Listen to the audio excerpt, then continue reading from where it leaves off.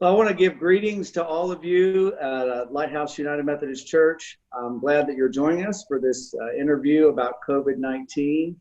And we're joined today with two of our own, two physicians of our own, Dr. Bill Cunningham and Dr. Polley Cunningham. And I want to ask them to introduce themselves to you, share a little bit about their background, and then we'll just have a brief conversation about what's going on in our local community in regards to, or with regard to COVID-19. So welcome, Bill and Polley, and thank you so much for taking the time to share with us all.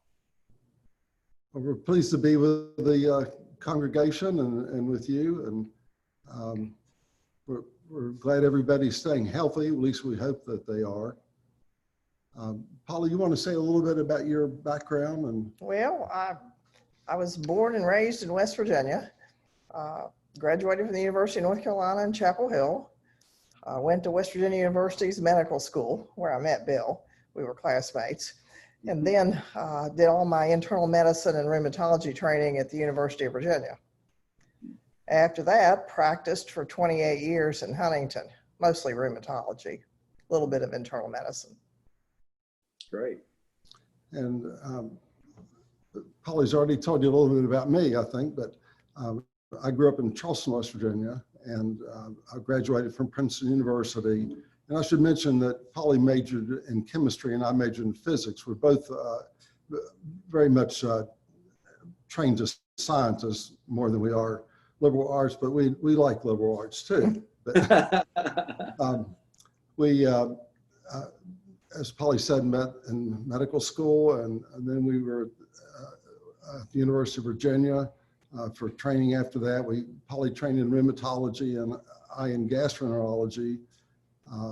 That's a 5-year program for each of us. And then we were in practice. I spent about 6 years after we left Huntington practicing at the Greenbrier Clinic as their gastroenterologist. We both were fellows of the American College of Physicians, which is an organization interested in internal medicine as a field.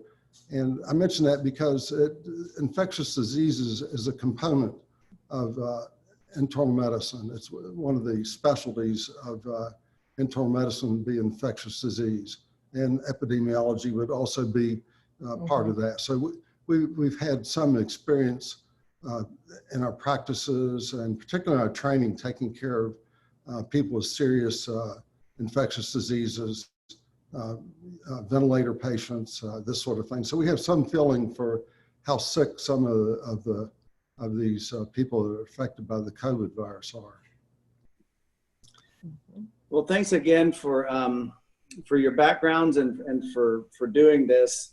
I wanted to get in touch with you because it seemed like over the last week that cases in Florida have just skyrocketed, and the death toll has gone up, and we're seeing instances of young people that are dying. I think 11-year-old over in Miami-Dade County and another young person in Lee County. And we've also seen our island businesses that were starting to open up. Island churches even starting to open up that have just completely shut down again. And so I thought it would be great to hear from you, especially in the context of our local community, about the coronavirus. Well, you know, we know it's in a family of viruses that are often the cause of common cold, but there are also some very mean actors in the same family. The one that caused the Southeast Asia respiratory syndrome, and then the Middle East respiratory syndrome, and those the mortality rate in both of those was really high. I think the MERS was around 40%. And neither one of them broke free like this one. It's known that at least it's thought that it started in bats in China. I think everybody knows that story. It appears more and more that it's transmitted mainly through respiratory droplets. And there's some interesting videos online if anybody wants to look at those. The production of respiratory droplets just by talking. you wouldn't think that you'd be spewing forth all sorts of little droplets when you talk, but you do. And the louder you talk, the more you express. And singing is one of the things that's really a problem. So this appears to be the main mode of transmission. There's been a lot of question about how long these droplets that you express remain infectious. They get out in the air, and it's pretty well known that if you are in a closed space with somebody, that's probably the highest risk and close to them. If you're within a meter, that's the really dangerous zone. And they're recommending, as I'm sure you know, a 2-meter distance between people. That's not practical in a lot of circumstances. So we put these masks on. I know everybody has seen one of these, and I trust everybody has one of these.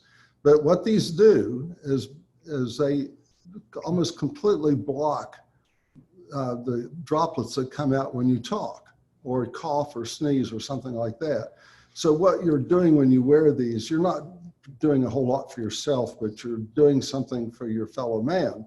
If you happen to be one of the 35% of people that get this infection and don't know they have it because they have absolutely no symptoms, then you're going to be able to prevent yourself from giving this infection to somebody else and inadvertently causing major illness and death. And it's being in the terrible thing about this, you don't die right away.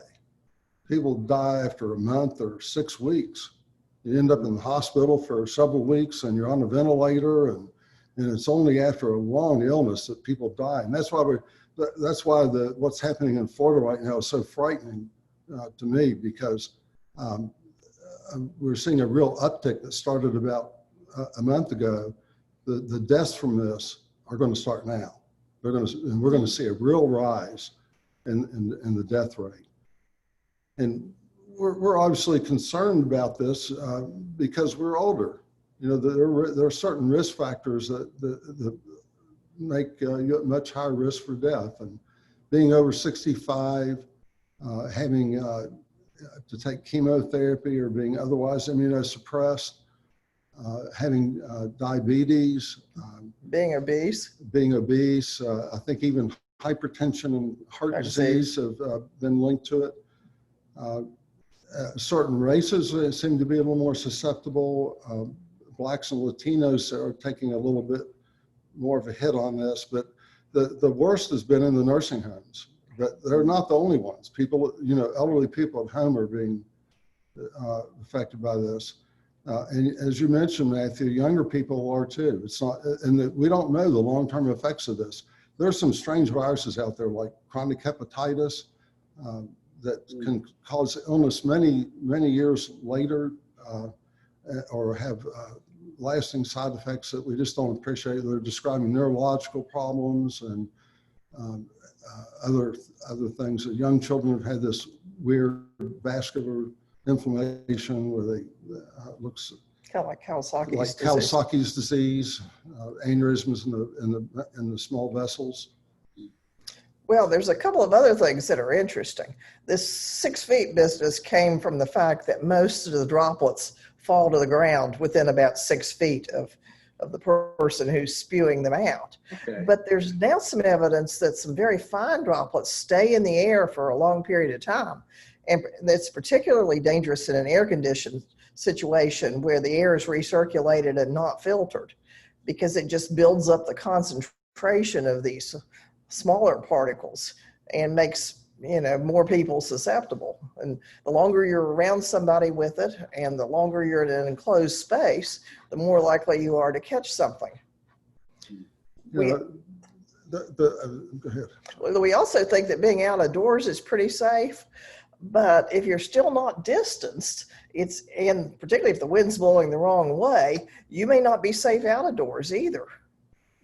Yeah, it's a little bit like being around somebody smoking a cigarette or something like that. If you can still smell somebody's perfume or if they're happen to be smoking and you're aware of the smoke, then you're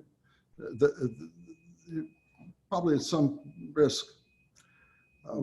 I know the big issue for us as a church is getting back together and how to do that safely. And Open the windows. well, that's not practical in the summer. You can't.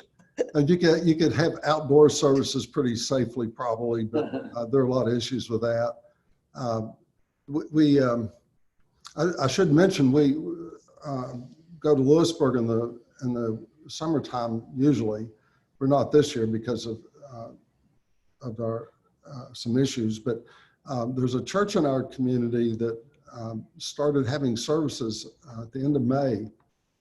And there was, unknown to anyone, one of the people there had COVID-19 and was asymptomatic. About a month afterwards, there were 40 people that were infected out of about 100 congregation. And wow. Of those 40, 3 have died and 5 are still in the hospital. Now it's been almost 2 months. Yeah. So, you know, the 3 people that died are all in their 80s. I think 2 of them were women, if I remember. 1 was a man. But it was one of the, some of the people weren't wearing masks and they were singing. I know the congregation wants to get back together and that you would like to, I'm sure, but you know, as long as this thing's like it is, it probably is not wise to try to meet it. I think your Zoom services and YouTube and all are much better for us. And the thing is, when people get together, they like to, particularly in a church, and they haven't seen anybody, they actually hug and, you know, shake hands, and that's where you. And then, you know, you want to sing, you got to rejoice. You're being together, and it's just an ideal way to spread this germ. Yeah, and I thought too, Bill, about especially during our season, how much everyone really enjoys our coffee hour, and how some Sundays there may be hundreds of people in the fellowship hall, shoulder to shoulder, and how something like that could be just a terrible breeding ground for this virus. Even if all those people were masked. And right.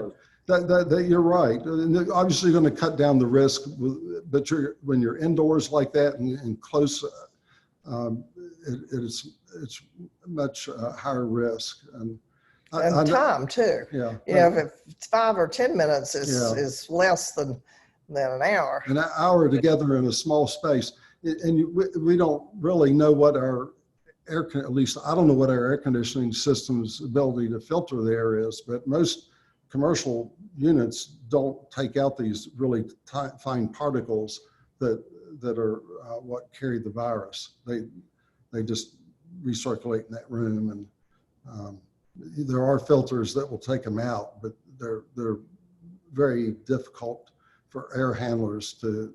It just takes so much force of the blower and stuff. I think it's unusual that any commercial system would have it. I think airplanes are now outfitted with these, but certainly I've tried to put fine filters in my furnace, and it burns up my motor. It's not a good idea. Yeah. Well, considering, you know, we just went through a holiday weekend, there seemed to be at least 1,000 or more visitors to our island and area over the holiday weekend. We have congregants that are hunkered down at home, but still people have to go to the grocery store. They have to maybe go to doctor's appointments. You've given us a lot of great information and advice just in a few minutes here, but what are the top things that you would leave with us over the next couple of months, just living here in Boca Grande and staying alive and getting what we need in our homes and, you know, being engaged the way we are? One thing that's come out recently of a study was that, you know, you don't have to be isolated, but if you have a nuclear set of friends that sort of agree, we're not going to go outside of this, maybe a neighbor or somebody. It's much less likely you're going to transmit this virus or get it if you restrict the number of people you have contact with. The more you spread out your contacts, the greater your risk. So I think that's one thing. And it should be a stable set. It shouldn't be somebody for 2 weeks and another person for 2 weeks. It should be basically the same people for the duration of this thing, and just a very limited number of close contacts. The more you have people that aren't part of this, of what you might consider like a family or a nuclear group together, the more risk there is of bringing this virus in, and then the people in that group get it. So that's one thing. And avoiding enclosed spaces as much as you can. And you have to go get groceries, but maybe, when you do, you wear a mask to protect other people. There may be a little bit of benefit to you, but if everybody wears a mask, do unto others as you would have them do unto you. Right. That's the golden rule. If you think of your fellow man and everybody thinks of their fellow man, then we're going to lick this problem, I think.